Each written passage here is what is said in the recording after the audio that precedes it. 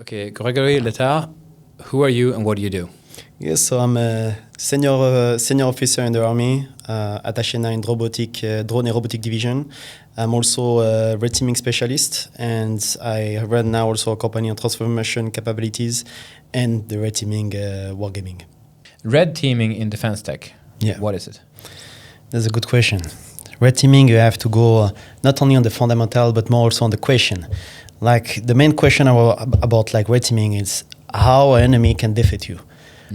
So this is the main thing about the red teaming. It's, most of the companies or most of the startups, they think more about a blue force, point of view. But what about the red force? So we're thinking that, I have this new technology, everything is great. But you're like, no. Yes, you have the new technology, but now the opponent will adjust. I will give you like something. Yeah. How many startup because a different startup, you talk with different startup. How many startup go to in Ukraine or go to different like testing with a product that they think that for sure will be the new, the new solution that will make the difference on the battlefield? How many startup think like that? Yeah, a lot. Almost all of them. Yeah, but the thing is like how now all these startup will think if they are more like kind of process to red team their own product to understand exactly how the product will defeat them. I mean that when they go on the battlefield, they will more be ready about the end user that will use the product because they already know and the product is built against those enemies. So so is this how it's done is that should I try to imagine fighting my own technology? Exactly. And how would I defeat myself? Exactly. All right. Okay. So this is based after on different scope and environment that you have to start with. So it's always about the scope and environment. So the scope will be about, okay, what is it the main thing that I want to protect? My product. Okay. Yeah. If it's like a drone, if it's a software, whatever, it can be very general, not only a specific product. Yeah. But after from there you go to the environment. What is the environment? It is the actual battlefield of today. And then after from there you say who is the enemy? Then you decide which country. Or it can be a competitor. So it can be not only about like an enemy like we can see like with a war right now. It can be also just like a competitor also that just want to defeat you. So I have to like basically role playing the opponent against myself. But how do I do that? Do I sit and write on a paper? Like how should I? Yeah, exactly. You just have some process. It's a simple question. Like how many times the devil advocate. Yeah. How many times I can come to you or you have been to different meetings and some people will bring some ideas and you will say, no. Yeah. This idea is not working because this and this. I try to be nice. Yeah, you know what I mean? This is a type of red teaming. Right, Without that you know it, you will say something against it because you know that it's not working because this and this is the problem. Yeah. So actually, a lot of people do it already, kind of red teaming. It's just like how to apply it now on the company level, how to apply it on your product. So it's just like a series of questions. It's always the same. How the enemy can defeat my product? Yeah. But so how do I? So you have this coming up tomorrow, I think, here at the NATO Diana program. So what is it that how are you doing this with the team? How is that done? How do you help me? You're telling me now. It sounds like okay, we're done. Thank you, and I go away and I just think about it myself. I'm having a feeling that if I do this just me, it will not be very good. You have to learn just the methodology. It's just like a series of questions that you have to understand. Like I told you before, you have the scope, you have the environment. When you know that after, it's a bit of OSINT, to be honest. Do you know OSINT? No. So it's an open source intelligence. Yeah. So most of the information that you can find online, it's public. So you can find a lot of different information about any company. For example, on LinkedIn, I know how many companies post, for example, the jobs, the job need. I need like someone specialized on GNSS denied environments. All right, super. But then after this, give an indication to competition or enemy that, actually, they need maybe some engineers or some specific skills for that because they don't have it. So maybe this is like one of the friction points. Yeah. So there is a lot of, some mindset that you have to switch like that to understand a bit more exactly what you see on the screen. It's not only that, it can be also newspaper. I don't know how many companies like post they repost like news saying like we have like done some testing in Ukraine, this and this was not working. All right, super. It's super. You give this everything is in public. All right, super cool. So there is a lot of information that you can find online. But so I would But would the best? This sounds to me then I would also be good to have like I don't know, a Ukrainian or somebody with some military expertise. I've been dependent on the scope so that I get the proper red team. Because if I do it I'm thinking now, if I do it to myself, or if the person who has the defense tech, they do it to themselves. First of all, they're too close to the product. Usually, I think it would be very hard because one is already trying to think everything that's wrong with it, and usually it's like, no, it's good. That's why I built it this way, because I wanted it to be good. So it sounds like I almost have to have an external person do this, because it's extremely hard to be a devil's advocate against yourself. It's true. It's true. I mean, it's always better when you are like many to do it. But again, when you run this type of testing or red teaming, you must have like a team that you can really trust. Because you can. It's not like, when you do this type of report, when you do this type of red teaming analysis, at the end, after you know your friction point and you know exactly what can defeat you.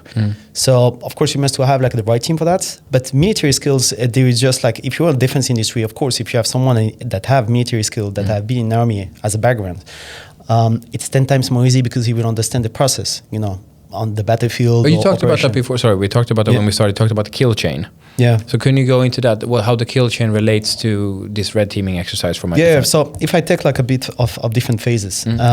So like I say, first scope, environments. When you define this, you've defined the enemy. When you define just all of this, you go on different phases based on the company and the teams. So those both things, it's some OSINT that you run with them. So you find information, what can be maybe some tricky point about someone, for example, like for example, one of the members of the team that posted some post on Instagram or whatever with where he disclose without to know it or without to do it by purpose, but that they disclose like the production facility or some other type of information. So you have always this team, and then after you have company. From there, after you do a kill chain scenario, so different type of scenario use case on your own product, but as a blue force. Because first you have to understand how your product, actually, your drone or whatever, will work in an operation, inside an operation. So it means that first you define the mission. Then after you define the find and queue, then after you engage, then after you have the assets, and then after you have the re-attack in case of. So all of this is a part of the kill chain that help you to understand if your product actually will succeed in an operation and how he will succeed. And so I do this for every, different type of missions. I keep doing this chain for all of these missions and see how do I, at least this is still a thought exercise. Yeah. How, if I have to go through all these chains, how does my product succeed in the best case scenario on the blue team? Yeah. Like First, exactly. You do just a blue force scenario. So like that, you understand also more your product. How many companies or startup, they even don't understand exactly where position their product, if we take drone company over, inside the military chain. Sometimes even they don't know what type of units they have to go. They don't know who is the end user at the end, because sometimes you have a third part or they don't have a contact direct with the end user. So it's depends. And even if I know, the end user, like, okay, what's the next step? Let's say let's use a drone and they have a visual confirmation of the enemy. Say I have a drone pilot, he's the end pilot, and he flies the drone, he sees something.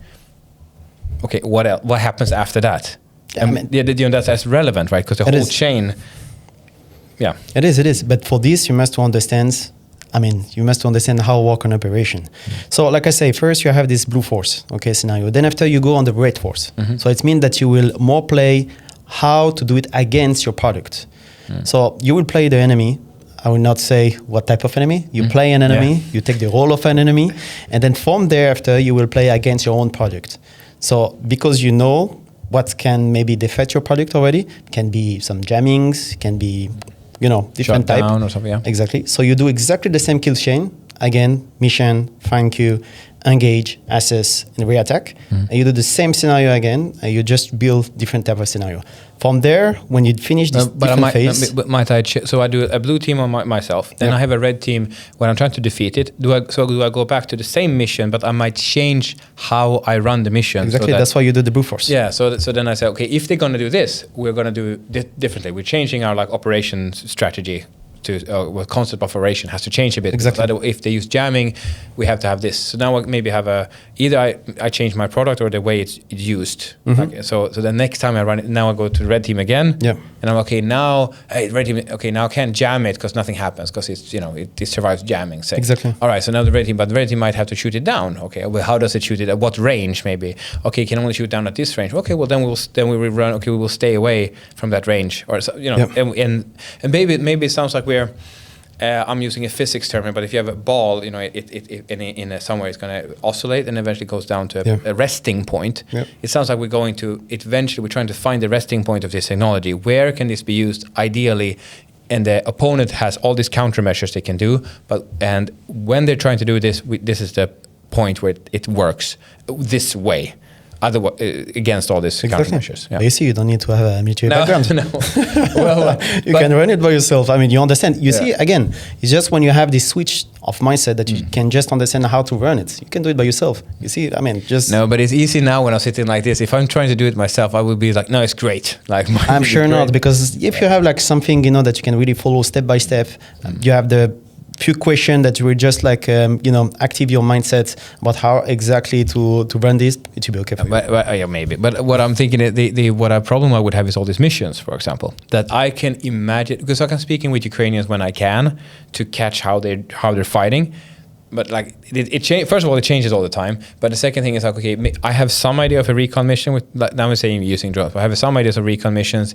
But like as we get into the types of missions that one can do, it starts to become quite wide a range. And we have different type of recon missions, like how far up and how far away, what type of drone are we using, and for what purpose are we even doing the recon mission? So it starts to become this evolving like branches, like a tree just keeps branching out. Yeah. So I think that I might be able to do a surface level of one or a couple of these. And then as soon as we get... No, but like I don't even know... this is what I'm frustrating me too. The way I'm trained, I cannot do almost anything I'm trained for. Because I'm trained shooting people, but I will never shoot a person. They will be drones. Drones will be shooting me, I'll be shooting drones. There will be no person-to-person fighting. And I have not been training shooting down drones. And even if I use my rifle to shoot down drones, I'm not going to hit very many of them. It's difficult. Yeah. And then, of course, if I assault a position, we would have a drone looking at the position in advance as I'm and then they will be trying to spot me with their drones. So I have to like find a way to make sure that their drones don't see me as I'm going in, and my drones are spotting their position. Like this whole counterplay with drones of different, land and air and everything. I haven't practiced to do that. No, but you just build a scenario just right now. Yeah. Again. Exactly. But I'm only imagining from what's called like glimpses. But maybe it was with OSINT. Maybe it is possible to get a reasonably good idea if one is interested in the topic and just using open source. But I mean, maybe if I search for how is a position assaulted using drones, maybe I could find that. That is possible, yeah. Probably. But this is how you run like the different red teaming. But again, red teaming is not just using for military operation. You can use also for any type of company. It can be also for you. I mean, even in Milog. Yeah. What can happen for me? What is the threat?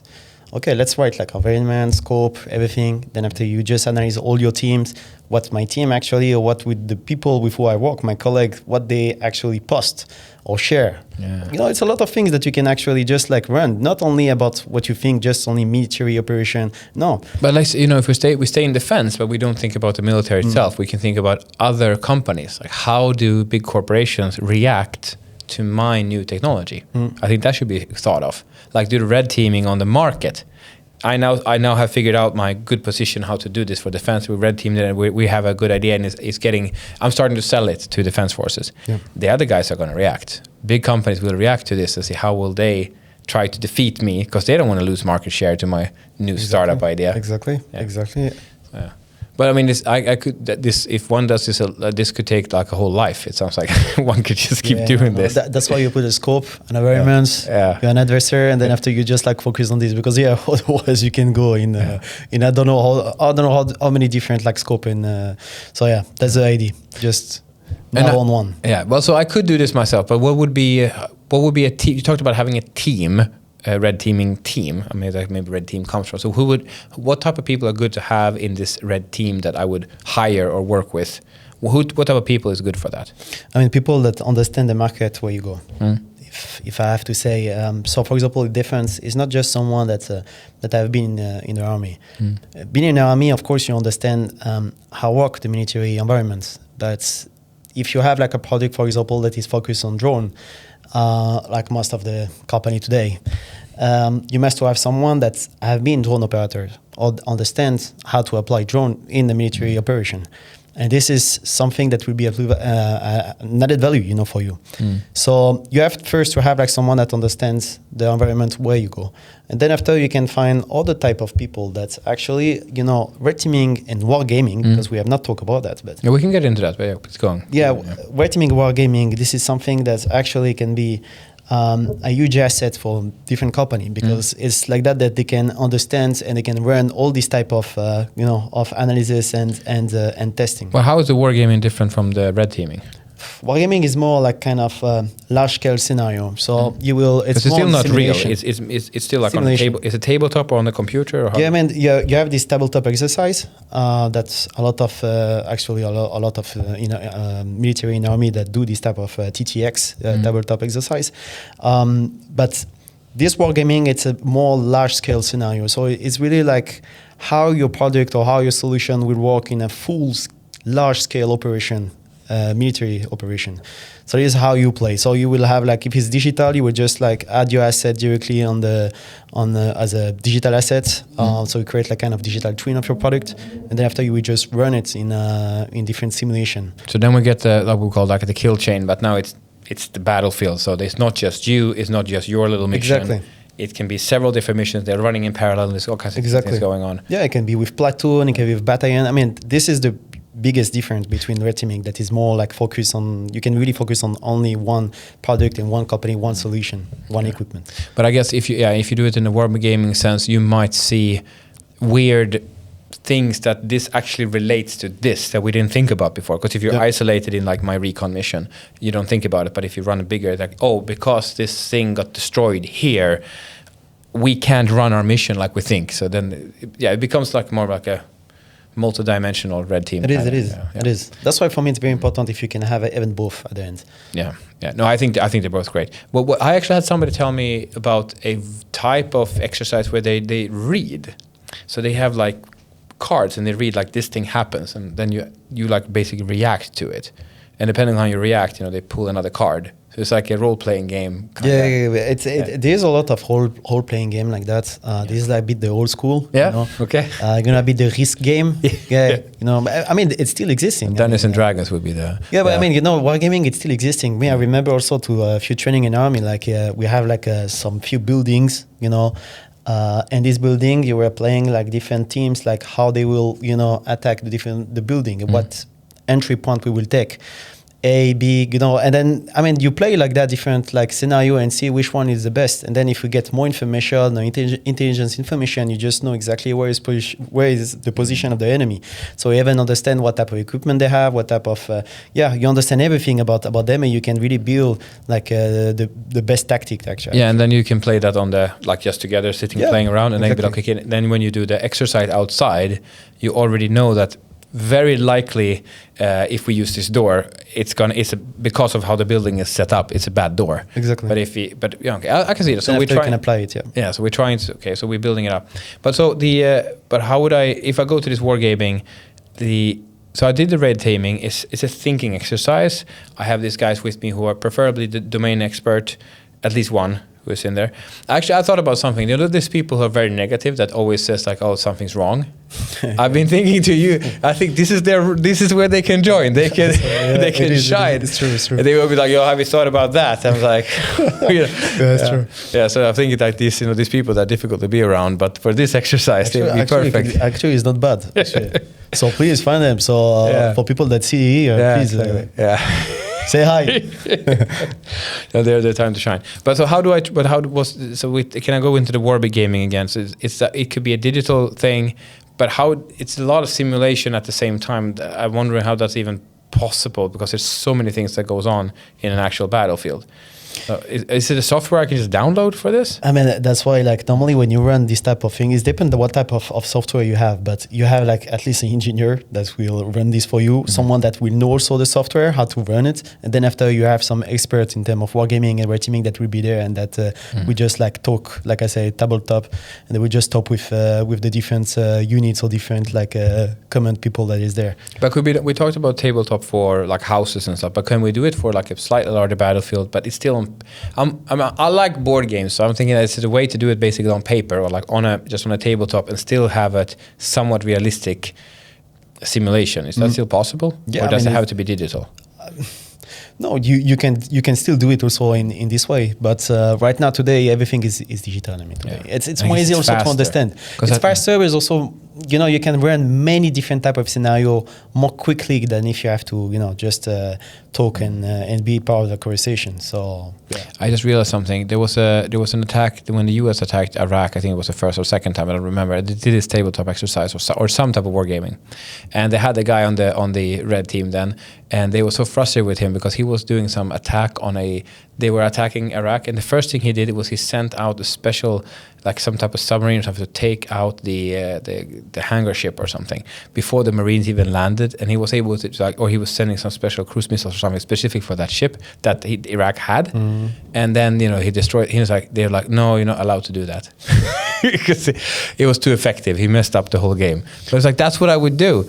And I think that's. But and then it was the Ukrainians who were doing this boat thing. They were having the Magura or something going against one of these corvettes, and then they came in. And I think it basically like bumped into the hull, and so like bang bang, and they were asking like, where are the Ukrainians? They're like, we've been here for half an hour filming you. We are right here. You are so dead. So apparently it can happen that these tactics that we think, that's like cheating. Nobody would do that. I think that they actually would. So I think these wargamings really help. Do you have some example of this? Some have you gone through that you could speak about? I mean, you probably saw on the newspaper. I think it's still this year. You can find out it was an exercise, NATO exercise from last year. With this Ukrainian that killed 2 battalions. Just with on wargaming. So 10 Ukrainians that killed 2 battalions. You can just understand after what is the gap, what is missing actually. But I mean, most of this. How would they not go in? I mean, think if you're an officer there. I would either you would not accept the challenge. I'd be like, no, I'm not fighting them. Or if I did, I'd be like, I would be so embarrassed. And they are like one of them even say like we are fucked. Sorry, beep beep. But this is the thing. He say directly this. But the thing is that I've been part of different also exercise, realistic exercise when you're all with tank and armored vehicles. I mean, today the tactics that they use is very. I mean, we have not yet all the latest tactics that we will indoctrinate that's used actually right now Ukraine in NATO or any type of allied force. Because right now, like most of them, why these 2 those 10 Ukrainian actually make the difference on this wargaming and on this actually exercise, it's because like most of those tank armored vehicles they didn't try to be cover or to use camouflage. They were like on the road, But didn't they war game this in advance? That's what it looks. It looks like to me that they just let's go, and I'm like, you need to war game as if the other team has drones. And that's what I can't believe that they went out with it. They couldn't have war gamed it. They couldn't have done it. Or they did it and didn't have any would be a fake war game. They didn't have any drone pilots on the other team, on the other wargaming side. Well, then after we'll go to other conversation that after people will not be too much happy if I start to. But I gotta say, the good thing is that they did it because now everybody got in. I think exactly. This is like maybe it was a second level thinking on purpose. Even if it wasn't purpose, if it wasn't purpose, it was a good purpose. Yeah, that's what I mean. So then they show everybody like, look, the tactics we're using doesn't work, so we need to change it. Exactly. And I don't know if this is true either. There was this video from the Iran. There was an attack on an Iraqi base where the Americans had some troops, but there was a first drone attack, and they were going to these FPV drones going around. They looked at all kinds of different things, and nobody's shooting them, is doing anything to this drone, and no jamming, nothing, and then it just like hits the wall. And I was like, why didn't it do anything? how come this was suddenly released to the media? So I was like, But after it does show that there's no defense against the drones, but somehow nobody was hurt, nothing. I was like, this very curious. I mean, if you know, to be honest, like, again, there is like some information that definitely I can talk about, but yeah, it's sometimes it can, one has can be scared about this. Yeah, exactly. But I guess we need, but eventually they did get some strikes on these bases. Like they were taken out, was it two airships were taken out from the base, or it was 2 helicopters also, just standing out in the open. I'm like, you are at the war. What are you doing? You have to put them in a cave or put the cover or something, or fly them. You cannot have. I don't know. Maybe not. It's the thinking is so passive. That's why I can't understand. It bothers me every time at war when they're like, you are now at war. You have to be ready that the opponent is trying. I feel like they didn't do red teaming either when they placed the helicopters on the runway. Like, hey, let's park here. The enemy is over there. Let's park here. Hope nobody wants anything bad to happen to them. I mean, it's always the same thing when you, many of them, they know the problem, they know the threat. But then after, they will just say like, we know that this is a threat actually. We can have some drones coming, all right? But have you played now some scenario or some role that how the enemy actually will use this drone and in details against, your base, your military base? Like that they can actually, run some scenario and understand that, actually the drone can come from here, they can go from here, or they can go this way, or maybe this type of drone that they use can be this one that will come. And it's like that you can really defend yourself. But, this is the difference between knowing the information and run the information in a scenario to understand actually what is the gap, what is missing, and how I have to defend myself. I don't know what the program is, but like if I was having a base, I would run this type of exercise like every week. Every week would be attack the base with some new method. And then we would just, play like some type of war game on the table and figure out, oh shit, you broke through this time. Okay, we got to fix that because apparently we haven't. If a drone comes in that's like autonomously striking or like, I don't know, we're going to be messed up. We will not detect it. We will not see it. Yeah. Or well, we are learning. It seems like we will only learn with either human lives or a cost of broken material. That is the only way that any military will learn. Yeah, but we go in the right direction right now. So that's true. That's a good part. I got to say, I cannot talk. Well, this is of public information, but like 2 years ago, I was very bothered. Like I was starting working in this defense sector, and I was very bothered because I didn't feel like we were picking up what's happening in Ukraine. We're not adjusting our defense correctly. But now, at least in Finland, I'm seeing the moves are being made. We have a new innovation unit that is already established and is being staffed, and we still have it sounds odd, but as long as the war is going on in Ukraine, Russia really can't attack Finland at the same time. So we can be somewhat safe for the moment because they're busy. So it seems like we're setting up what we need to set up, and I think other countries are also catching up for this. But it took them 4 years, but. Yeah. Well, we're catching up. We're trying to do what we can. All right. So, Gregory, is there something you think that we're not that you want to talk about? Do you feel we haven't covered today, or something that's actually not talked about enough in the world of defense tech? What do you mean? Anything for you that you want to mention? Doesn't have to be doesn't have to be strategy or. Yeah, I mean, there's so much thing. This will cut, I think, this this long thing. The thing is like, repeat just please. No, but is there something that's on your mind or something you would like us to talk about that you feel is not talked about enough in the world of defense tech? Yeah, I think it's there are two things that come in my mind. The first is about like what say the news and what actually we use in the battlefield. That sometimes like it's a kind of huge difference, and I think also it's about actually understand what is the lesson learned in Ukraine and different battlefield and how to apply it, on the standard that we have. This I think is some information that will be very important for a lot of people in defense industry that don't have the skills or network that we have. And then after it's it's more for all these defense also founder that maybe don't have a background, in defense or military that want to build something but actually don't really know where to go and, who will ring the bell. So yeah. Well, about how to use whatever going on in Ukraine, I was thinking like, how would it be if we fought NATO? But now the US is fighting Iran, and it looks as if plenty of the learnings from Ukraine is also applicable fighting a NATO force. I mean, 100%. Yeah. 100%. So because we kind of hide ourselves behind a veil or like a little curtain that like, oh, but it would be different if we had F-35s and the F-15s, and I'm like, is it though? Because now we're seeing it, and it's like, wow, yeah, they beat the Iranians, beat BAM. Still the drones are flying, still the Shaheds are flying, and all these other type of rockets they're using. Iranians love rockets. Rockets and drones, like they love, like they have so many of them. I had no idea, like that's their favorite thing. But there is a tactic to beat a Western force if one plays with drones and rockets. Apparently, well, I don't know if they're going to put troops in there or not, but as long as you're not occupying the area, and you dig down, it seems to be quite difficult to disrupt a defense force which has drones and rockets. It is. Yeah. It is. That's why now the trend of counter-UAS, I think, is the right trend. But yeah, I mean, most of the army, if you back in the days, was focused on superiority. So they wanted to have the air superiority, ground superiority. But today everything have changed. Yeah.